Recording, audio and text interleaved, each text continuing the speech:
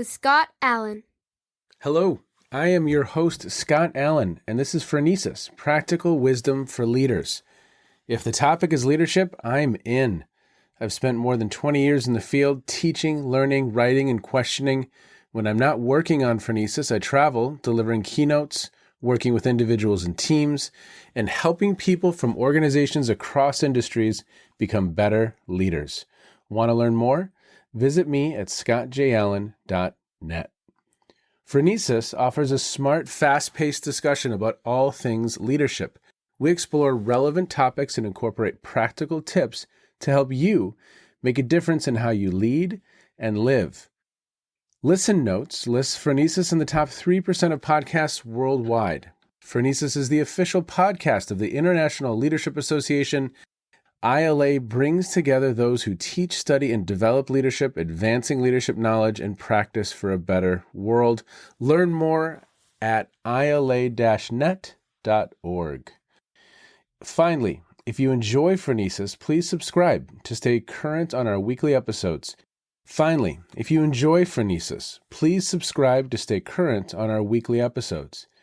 you find an episode that resonates, please share it with your colleagues and friends. And if you want more content, subscribe to my newsletter, The Leader's Edge. The link is in the show notes. As always, thanks for listening. And now, here's today's show. Okay, everybody, before we start today's episode, I have a friend from Copenhagen Business School, and he's a former guest on Phronesis, Eric Guthey, and he is here to talk a little bit about a conference that they have coming up, and he has been instrumental in organizing it. Eric. Scott, it is so great for you to have me on for this. I was literally sailing on the south coast of England with one of your upcoming guests, Jonathan Gosling, and we were listening to an episode of Phronesis and talking about how great the podcast is, and talking about the conference that we're going to be hosting at the Copenhagen Business School from December 10th to 12th of this year. It's the 21st International Study and Leadership Conference. We hosted way back in 2014. And as we talked, we realized that ISLC founders and participants number significantly among the guests who appeared on the Phronesis podcast. Keith Grint was one of your guests, and he helped found this conference. Dennis Tourish, who you had on, hosted the conference last year along with his colleague Zahira Jazer. Joanne Chula is a constant contributor to this conference. So are Suze Wilson, Brad Jackson, Steve Kempster, Susan Murphy, Mary Bean, who you had on, who did a fantastic podcast with you about complexity leadership in COVID. She is one of our keynote speakers this year and is also, by the way, just recently inaugurated as an honorary doctor at CBS. And then hopefully Scott, the infamous Scott Allen himself, will appear. I think you sent me an image that had advice for 5 cents or something like that, Practical wisdom for leaders, 5 cents a pop. We'll set up a booth for you at the conference. Well, how can people learn more? This sounds awesome. So the web page for the conference, we'll post it on your notes page, but it's www.conferencemanager.dk/ISLC 2023. Sorry, that's such a mouthful. But if you just Google ISLC 2023, you'll find it. Okay. And I should say that the theme of the conference this year is leadership and systems change, which fits well with a lot of the discussions you have on Phronesis, because I really see the way that in your conversations, you're raising the bar to bring leadership practitioners and leadership scholars to grapple with how perspectives on leadership can contribute to important issues like climate change, diversity, harassment, even how we've got the war in Ukraine. And what we're aiming for is both a large smattering of any research on leadership, but also some serious discussions about how we can bend the craft of leadership studies to address grand challenges and the task of addressing and improving even global systems.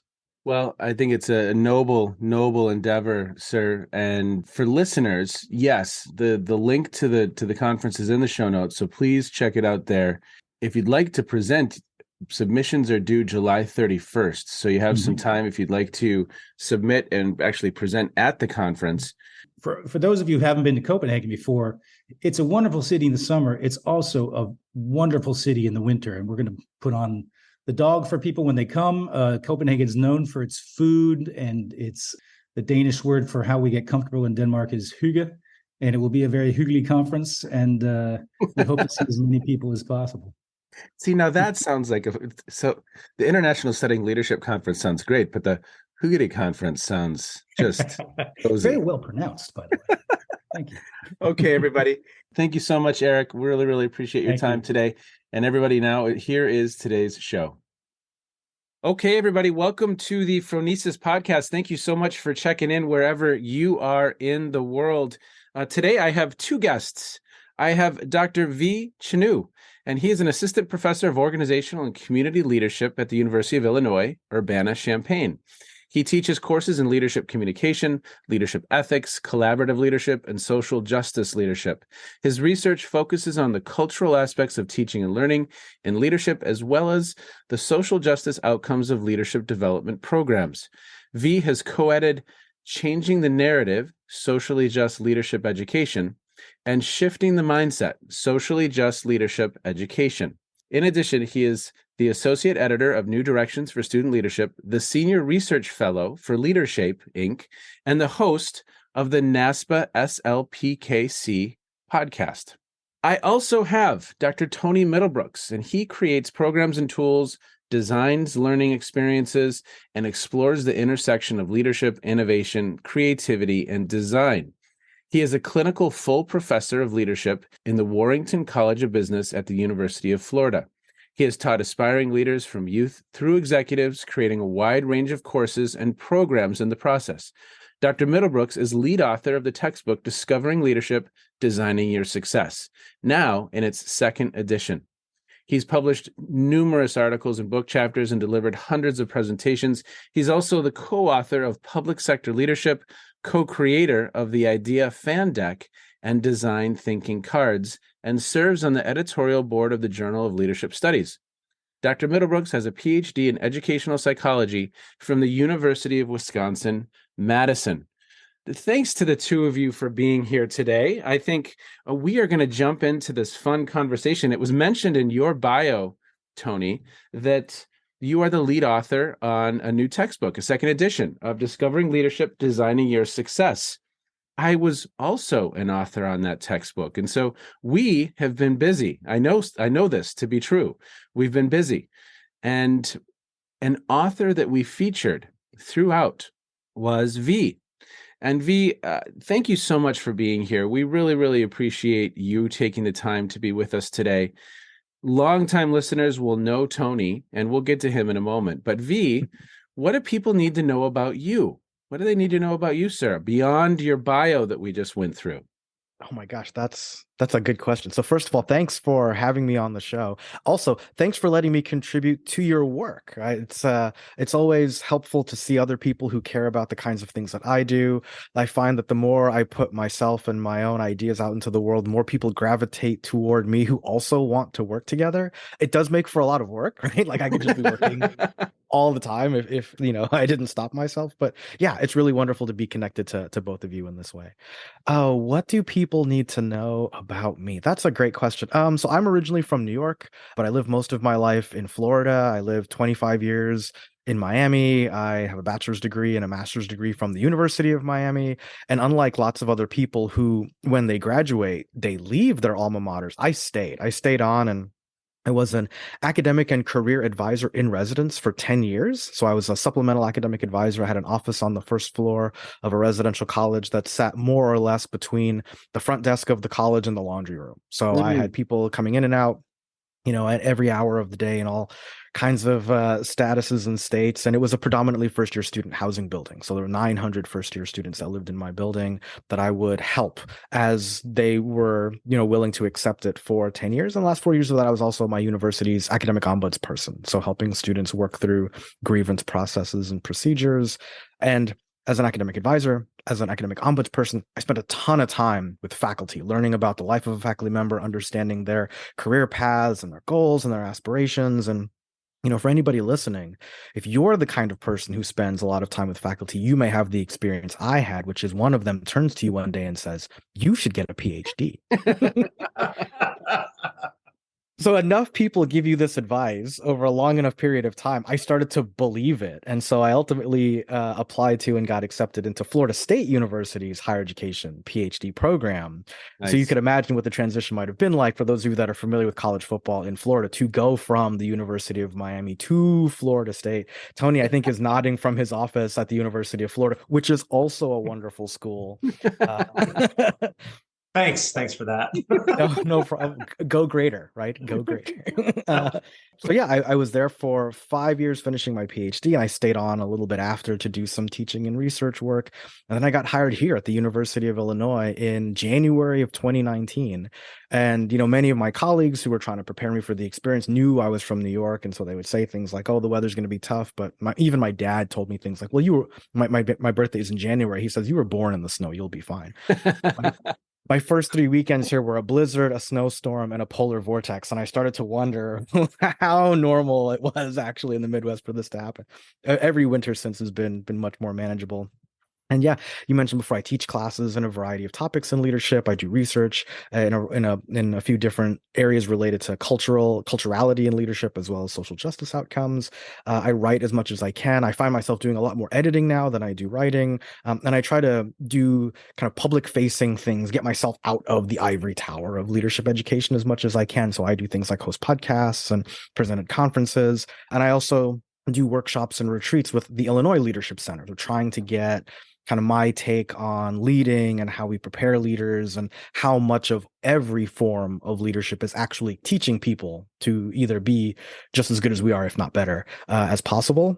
My spin on all of this is about making the world a fairer, more equitable, more just place where more people have protections to be either who they already know themselves to be or to continue to explore who they want to become in the future. And I think that in many regards, the way that we do that is through leadership, right? If we're going to save people from the nefarious forces of the world, what better shield to take into those conversations, into those situations, in some cases into those battles and those protests than the shield of leadership. So I'm not sure if that's everything people need to know about me, but I'm sure that's enough for right now. No, that's great. And I like the phrasing, the shield, right? I like the phrasing there. I love it. Tony, you are a longtime guest of the podcast. I think you might have been in episode 7 or 8 or something like that. And you have the 9th most popular episode ever. So your certificate's Wow. mail. It's coming in the mail. Yes, it's the 9th most popular. And of course, we recorded episode 150 together, which was a really, really fun conversation. So thanks for being with us today.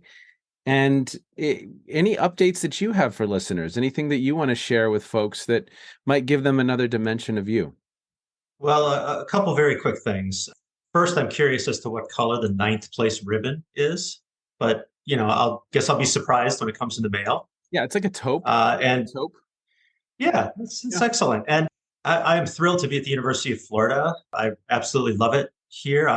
V and I have switched locations. V, my first 3 weekends here, it was hot, and hot. So I believe I truly was born in the snow up in Wisconsin, and I'm very happy to be here. Some amazing people, an amazing culture, fantastic potential. And Scott, you know this, V, you know this. All three of us share the goal of trying to maximize the value that people bring to themselves and to maximize their impact in whatever world that they operate in. So the whole purpose of writing this textbook, the whole purpose of bringing V and our other guest authors into this project was to really try to help folks understand the practical importance of leadership and creativity. That's kind of been my life goal at this point.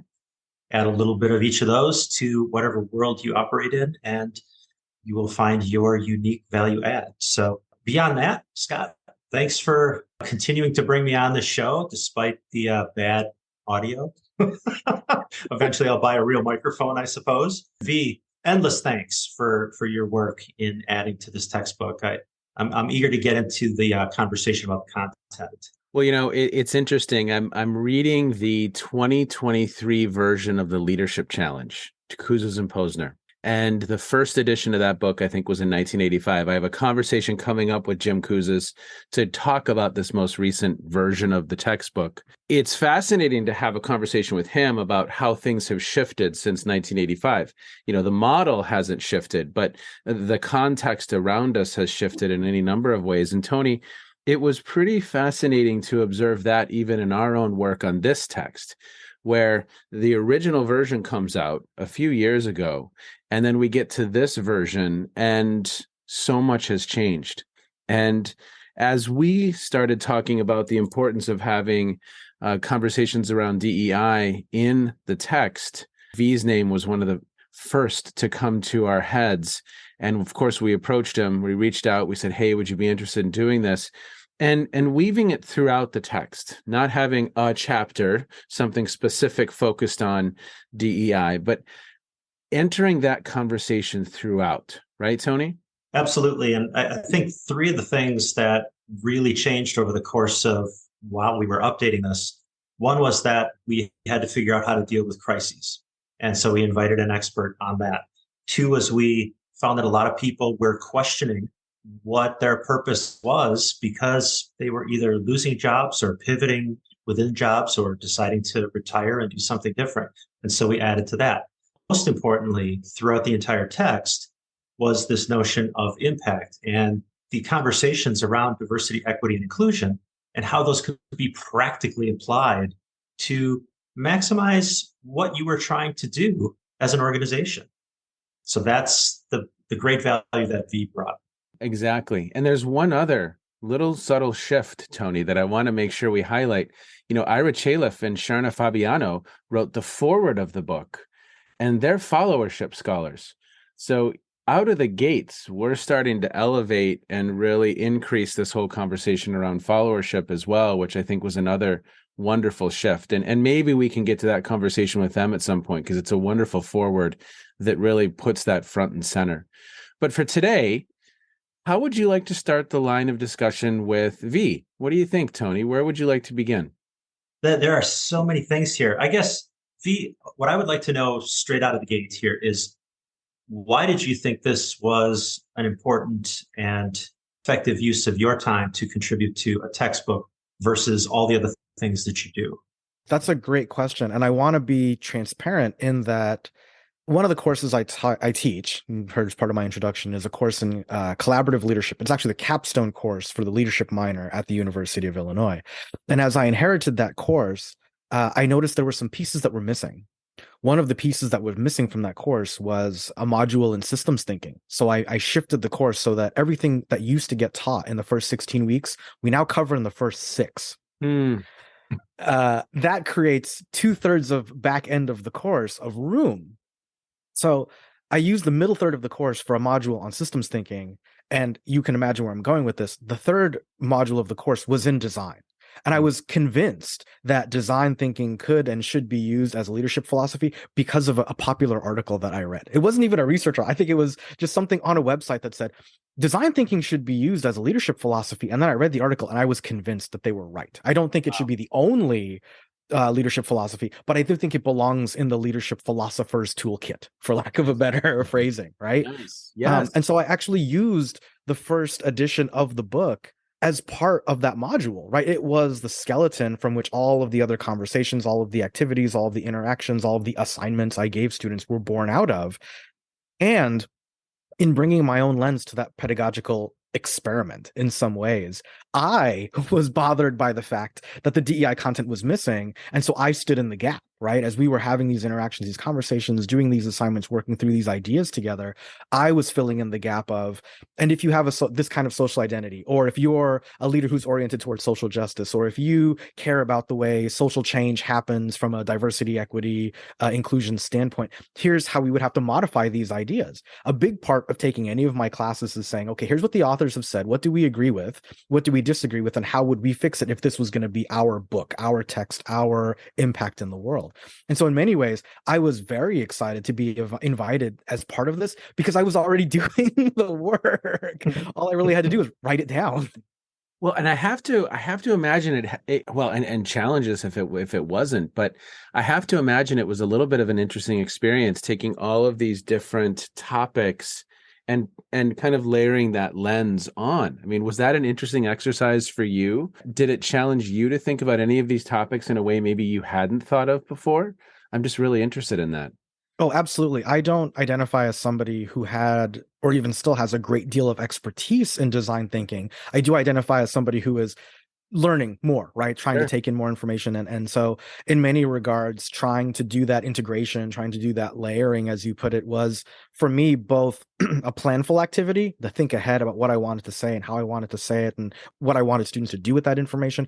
And some of it was live action improv, right? Asking a student a question that even I didn't necessarily have an answer for, knowing that whatever they said was going to be their truth, and their truth is just as valuable in that environment as, say, my truth as the instructor.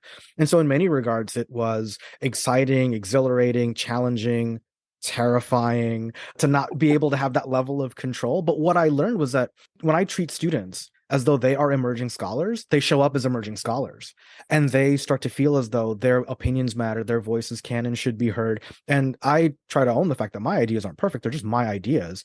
And then we can sort of polish one another through that dynamic exchange of a writing assignment, a reading assignment, a conversation we have in class, an activity that doesn't necessarily go the way I intended it to, but is in result exactly what that student needed or that group of students needed. So in many regards, approaching collaborative leadership from a design orientation required me to exercise some of the principles of design thinking, lo and behold, right? Like being innovative, being creative, being able to take a step back from command and control, and being iterative. I will say each time I try this, it looks a little bit different. I learn something new and I try to take that learning with me into the next time I do it with the next crop of students. And so in many regards, I get to learn design thinking from my students by watching how they receive the ideas, use them or not use them, and then iterate on that semester after semester, year after year, class after class. You and I need to connect on this because I didn't realize you were this deep into it, and that's kind of my jam. But one of the funny things I'll ask students is, okay, iteration, when do you stop?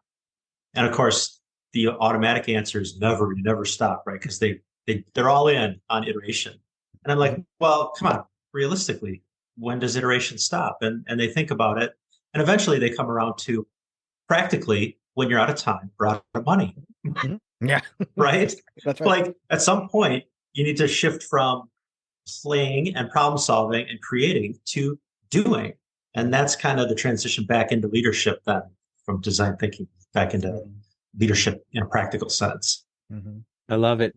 Your feature throughout the textbook is DEI by design. Mm-hmm. Again, are we designing ourselves? Are we designing our relationships? Are we designing our organizations? Mm-hmm. And are we designing our leadership in a way that is inclusive, that is equitable? And I think I'm interested in hearing kind of what were some themes that stood out for you as you entered into these different chapters with that lens now. Not only do we have the design lens and the content, but now we have the DEI lens that you are contributing. What was your experience of that?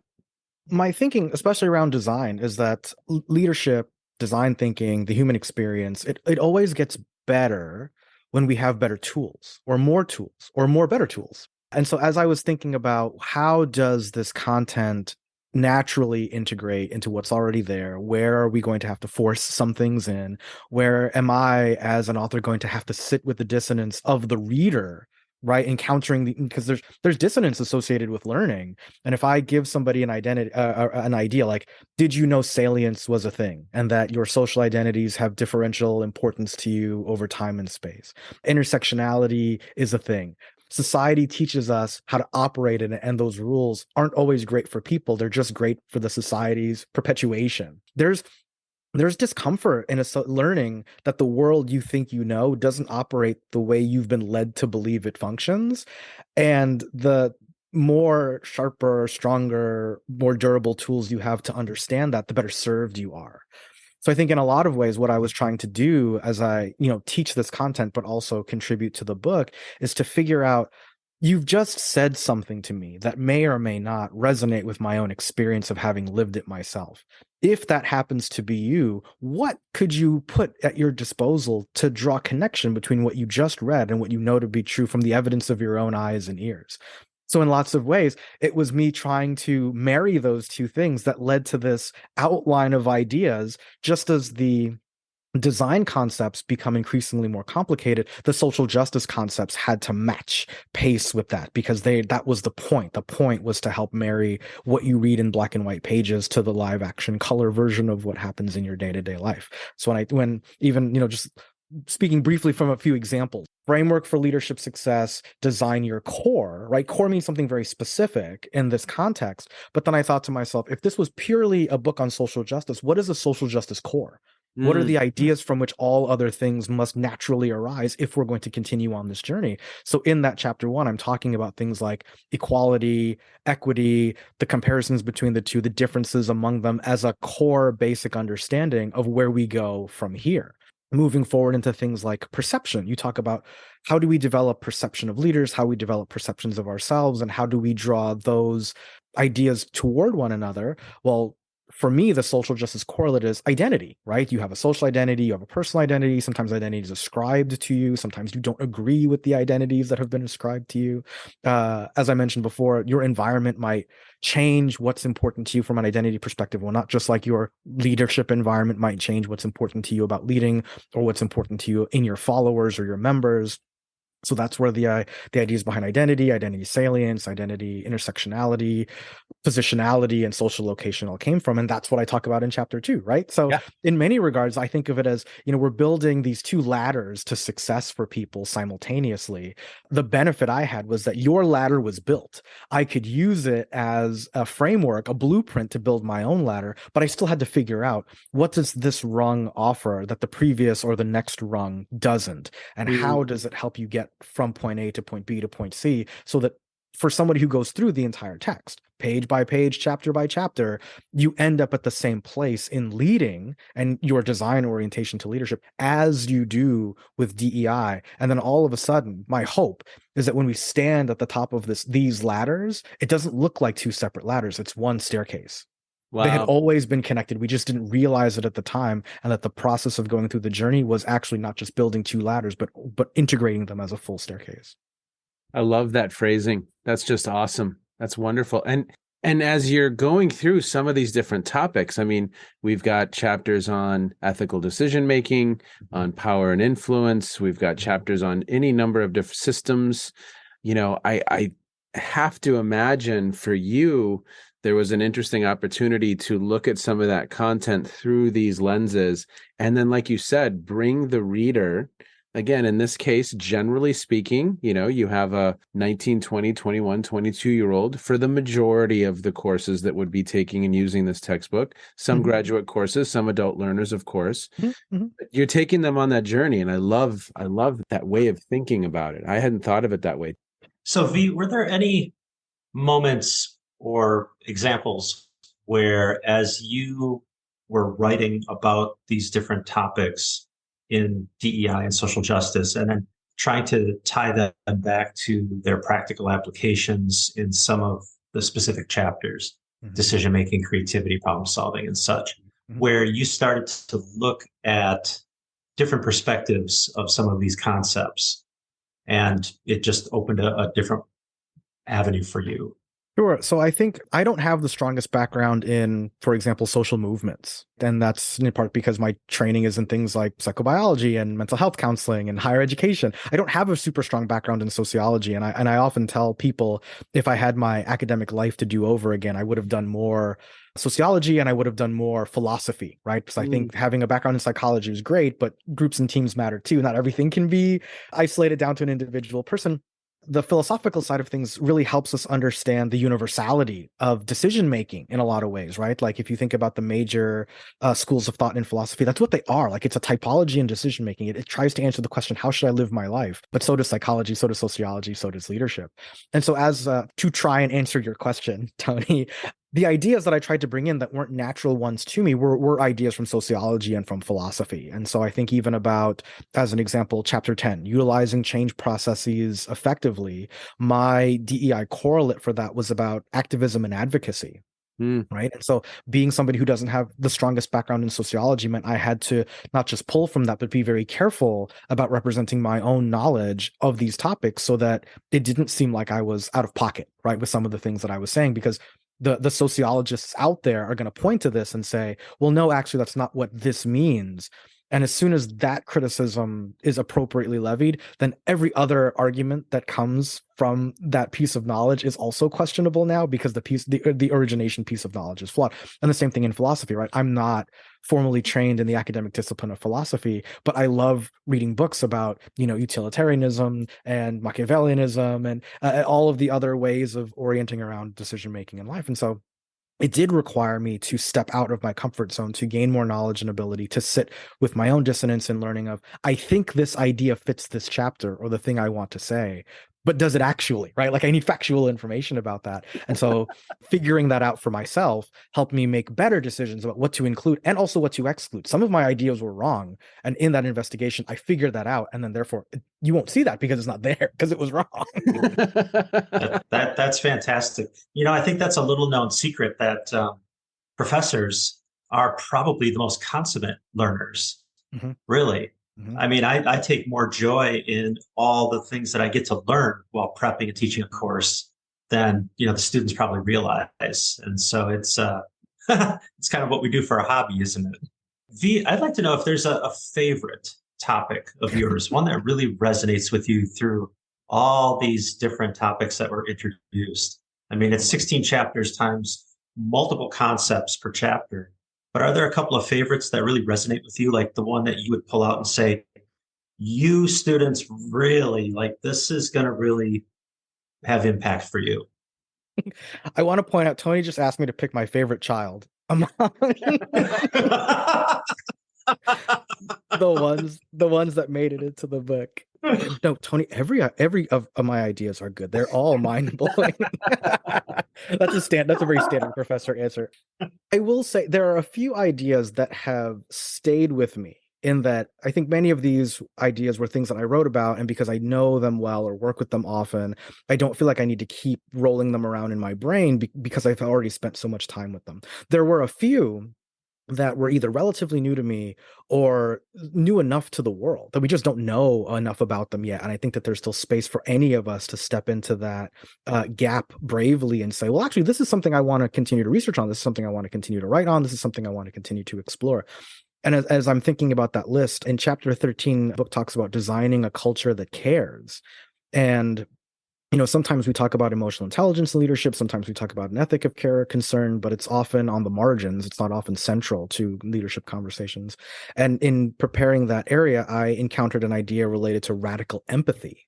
And I think that when I look at the shifting values, especially after COVID, in educational environments, when I look at the shifting values in the workforce, when I look at people managing multiple responsibilities, the burnout that's pushing people away from their commitments is often not technical burnout. Things that are causing people to leave their jobs, not that their jobs are hard. Many of these jobs, people have mastery over them by the time they get to a place where they're thinking about leadership. What's burning them out is empathy fatigue. It's the emotional cost of living in our very demanding world. And I continually and routinely try to interrogate my own teaching and the other parts of my job that I do to ask myself, am I exercising radical empathy for people in ways that they can receive it? And then so that's a hard question to ask, right? Like, am I being empathetic in the way that people need me to be empathetic? And then the really hard question to ask myself is, am I being empathetic enough with myself? And I still, I struggle. Every time I ask myself that question, I kind of want to shut down a little bit because it's so hard for me to ask the question on a routine basis. Am I giving myself the emotional nutrition I need to make it to the next day, the next week, the next class, the next month, the next project, the next semester? And I think part of the reason why I shy away from asking the question is because implicitly I know the answer is no. And the responsibility that comes with that no. So what are you going to do about it, V? And I don't know the answer to that question either. You know what? So At least you know that is a question. yes, that's right. Right? Yeah. That's right. Yeah. That's right. Oof, That's right? one of the values of the struggle is that I identify the question as being meaningful, even if I can't answer it right Yeah, away. I love it. Yeah. As you look at the text and as you are going through this, are there elements that you still feel need work? What are you seeing Mm. that maybe we aren't, as opportunities for other editions or other scholars to really explore? Is there anything that comes to mind for you? That's a good question. Yeah, there were definitely decisions that had to be made to fit everything into, say, a 16 chapter framework or a textbook framework. I will say this isn't a direct answer, but it is an indirect answer. One of the things I'm super pumped about is I haven't taught my collaborative leadership course in a world where the second edition already exists. So I Hmm. have yet to put this in the hands of my own students and to test it in a real time live fire action series of exercises. So I think in many regards, the way I'm going to figure out, what's the new gap I need to stand in as the instructor or as the facilitator or as whoever is by watching their reactions, right? And seeing how they make sense of the information. Because at the end of the day, I don't think I didn't write these sections for me. I wrote it for them, right? The Yeah. unknown, unnamed student who's going to one day encounter this in a classroom, in a program, in a workshop, in a retreat, the corporate trainer that has to do this for their employees or for their new hires or for their people seeking promotion or elevation within the organization. Really excited to say, here's something I wrote for some people who are much smarter than me. What do you think about it? And to figure out what resonates for them, what doesn't, how, and again, the world has changed so much even from when we started this project together to the time when this is going to be on a bookshelf for somebody to pick up and bring home. I'm sure that there are things that we didn't know because we couldn't have known them, right? Which creates opportunities for the third edition and the fourth edition. And Tony says, when does iteration stop? Maybe iteration stops when they stop paying us to write books. When I retire. Yeah. Yeah. I think that, again, the limitations, the choices, they all matter. And one of the things that I could have maybe done a better job with are these practical stories, like what Mm, are the examples of this having been tried in mm. an organization, in a community, in a family, in a classroom, wherever leadership happens, and what happened as a result of it, right? Like, whereas I can explain all of these ideas in isolation and they'll make perfect sense, but anybody who's tried to use Google Maps or Apple Maps to get to an unfamiliar location, that there is often a mismatch between the map and the terrain. Mm.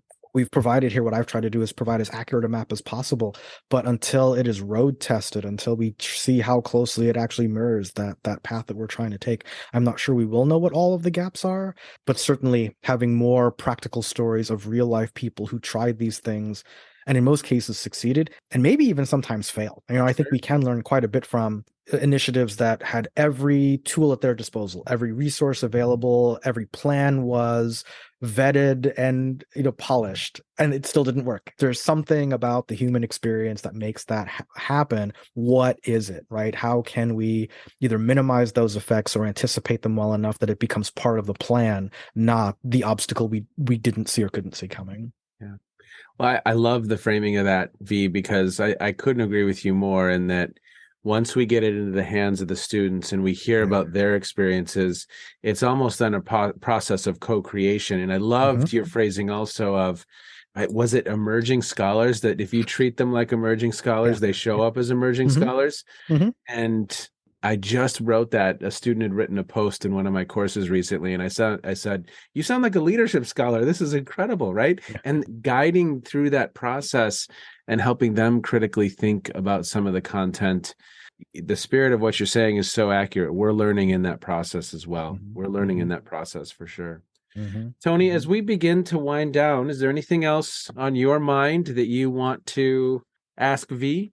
Well, I'm going to push again for him to choose a favorite child because, as any experienced parent knows, even if you don't admit it, you've got a favorite. Sorry, Scott. That is terrible, You can edit that out. That's funny. But here's why. Because, as I'm looking at this, I have it in my hands. It's 250,000 words, and students may walk away and remember 15 words. Hopefully 7 of them are the definition of leadership at the very least. We all know as educators that, particularly with undergrads, they move from course to course. They have lots of demands on their time. and their attention. And it is a process. So over the course of their growth and development, all these things that they learn eventually come to fruition vis-a-vis their identity and the direction that they want to take their life. Nonetheless, we have some specific outcomes that we desire in a specific course. So what would you most want students to walk away with having interacted with this material that you've created? A moment ago, I talked a little bit about radical empathy. So I do think that's one of the ideas I would protect. I won't call them my favorite children, right? I will call them the ideas I would want to protect. That's great. That's from the text. Perfect. So yes, the radical empathy piece, in part because of the emotional side of leadership and the emotional toll of leading and following, to be quite honest. I think that those are really important ideas that need to be surfaced more often and more in a more detailed fashion in many spaces. And I will say it was actually challenging to write the DEI section for the chapter on culture because it was already a chapter on culture, right? So how then do I add value to an area that was already designed to meet this need in the first place? And what I was able to layer onto that were some of the ideas from the culture map. The value of the ideas from the culture map was that it talks about communication, right? And so what is at the core root of our communication as it relates to culture? And it divides the world and many of its countries into high context and low context cultures along a spectrum. And those high context and low context cultures have implications for communication. If leadership and leading in many ways is founded on communication, then there must be something like high context and low context leadership, right? The taken for granted assumptions that we think followers and members have because we have it, not necessarily because they have it. And I think that when we see divisive rhetoric, when we see mismatch in expectations, when we see values misalignment in families and communities and organizations, sometimes it's because the communication style doesn't match. But when the communication style doesn't match, then the leader-follower match is also out of whack. I think it explains some of how cultures become toxic in organizations, that it actually has its roots in a mismatch of context and language expectations that manifest and translate, no pun intended, into leadership gone wrong in many regards. Wow. Yeah. And the last idea I'll try to protect really briefly is in the very last chapter where we talk about systems and sustainability, I highlight some of the ideas associated with generativity. And I think generativity in leadership is one of the areas where design so naturally feeds into, because design is all about how do we plan for an unknowable, uncertain future? And generativity is exactly about what is the legacy we want to leave rather. And I think effective generative leaders leave a legacy that prepares members and followers for that unknowable, uncertain future that we need sustainable systems for in the first place. So Tony's pushing me and I'm going to answer as best as I can. I apologize to all the other ideas I could not protect. They are all very good, I think, and useful. But for me right here, right now, radical empathy, high and low context leadership, and generative design legacy are probably the three that I would protect right now, right here, if I had to. Great. Wonderful. Thank you. As we wind down for the day, V, we always ask guests what they've been reading, what's caught their attention in recent times. And so is there anything you've been streaming or reading or listening to? It could have to do with what we've just discussed. It could have nothing to do with what we just discussed. But what's caught your attention in recent times? So it's not something I'm streaming, reading, or listening to. It is a video game I am replaying. Okay. So I don't know how many of your guests play video games, but I have to believe that there are listeners out there who also play video games. And even my students are shocked when I tell them I play video games too, because they think, you're a 40-year-old man. What are you doing playing video games? And my answer is, I am having a good time. That is what a 40-year-old man is doing, playing video games. So I'm sure many people are familiar with the HBO show The Last of Us. I'm not able to watch The Last of Us right now, but it is based on a video game also called The Last of Us, which I am replaying. I had picked it up in my younger days and kind of fell off of it for I don't know why, but I'm replaying it now in my spare time and I'm having a great time with it. For people who are unfamiliar, and this may hit a little close to home for some people, but The Last of Us is a post-apocalyptic story about a zombie outbreak, a pandemic that people did not have the ability to react to, and then the story of how the two main characters deal with survival in this post-apocalyptic zombie hellscape. Just coming off of a global pandemic, I think it does hit a little close to home for certain people. But what is surprising to me is that what is otherwise a very violent and scary experience is just full of empathy and care and emotion. And, it really speaks to the survival instincts that we have as humans, and that we don't often think about care and compassion for other people as a survival instinct. But I have to believe deeply embedded in our psychological DNA, there is this notion that none of us can be successful. No man is an island. It actually does take other people, even under the worst of conditions, to help us manage to make it to the next day, because it is the characters who try to go it alone that are the first ones to perish in this world. And I think that's a really valuable lesson that could come from a video game about zombies. I think there's lessons all around us in any number of different domains. So I get your zombie connection for sure. Tony, what have you been consuming, sir? Recently, I've been digging into a book called Creative Acts for Curious People, which is put out by the executive director of the Stanford D School. Just started a creativity course for our master's students in entrepreneurship here at UF. And that is one of 3 books that I asked them to acquire. And what I like about the book is it actually is filled with lots and lots of creative acts divided by about 12 different sections. And instead of them all focused on the problem-solving process, some of them are actually focused on leadership and management. So it's not just how do you generate creative ideas or spot the opportunities, but how do you maximize the value of those ideas and put them into practice, and all from a very design approach. So I think it's going to be a real nice value add for this particular group of students. Master students in the business school here are very business oriented, even the entrepreneurship ones. And so trying to infuse a bit more creativity into their world. The other one is one of my old favorites, Orbiting the Giant Hairball, which is by Gordon MacKenzie. And it is a book by a former Hallmark card executive, where he talks about the notion of how do you remain creative but still survive in a corporate hairball. So you can't fly off into space, and you don't want to get stuck in the hairball, so you orbit the giant hairball. And it's just hilariously written, lots of great lessons throughout. It's a really fun weekend read. Well, I will contribute a couple. I'm reading Leaving the Ghost Light Burning, which is Valerie Livesay, and she's going to be on the podcast soon. Learned about that from David McCullum, and it's about fallback. So in adult development theory, at times we may not be at our best, and we experience these moments of fallback where we access our lesser selves, quote unquote. And so that has been a fascinating listen. And actually, I've been reading that one. And then I just put into my Audible, to go along your lines, Tony, Idea Flow. I don't know if you've heard of this one, The Only Business Metric That Matters, Idea Flow. So that's in the queue, and that's going to pop up here as soon as I'm done with the Leadership Challenge, listening to that audiobook. So that's that. So we've got zombies, ideas, and hairballs, listeners. Oh my. That's what we got going on. Okay, everyone. Well, thank you so much for listening. V, thank you so much for stopping by today. We really, really appreciate it. Tony, as always, such a pleasure to connect with you. And everybody, go out and make a difference and help the world be a better place. Thanks so much for checking in. Thanks for being here. Bye-bye.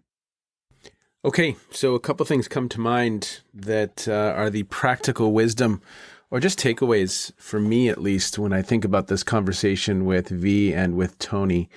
First, I think at times we have to answer the question of leadership for what? And in my mind, at least how I think about that question, and all of you think about that in different ways than I do, but it's for me about creating a world where as many people have access to live their best lives as possible. And for me, a world that values diversity, equity, and inclusion is an important ingredient in achieving that. So the spirit of this work is that this topic is weaving throughout the text, that this isn't a standalone chapter. It's something that we value at the core, similar to how the concept of design weaves throughout the text. And I think listeners have heard me say it before, but one thing I love about this conversation of leadership is that we can look at it through so many different lenses. V mentioned sociology and philosophy, We're also weaving in design. We are weaving in any number of other topics that help us better understand this conversation about how do we develop individuals who are prepared to serve in formal and informal roles and do good in the world. So speaking of doing good, go out in the world and do some good. And as always, thank you so much for checking in. Thank you to V. Thank you to Tony. Take care, everyone. Be well. You have just finished another episode of Practical Wisdom for Leaders with Scott Allen. To contact me, visit scottjallen.net or send me a note at scott@scottjallen.net. I'm also on LinkedIn, so let's connect. If you have feedback, I'd love to hear it. And as always, thank you so much for listening. And now here's my daughter, Emily, with the outro.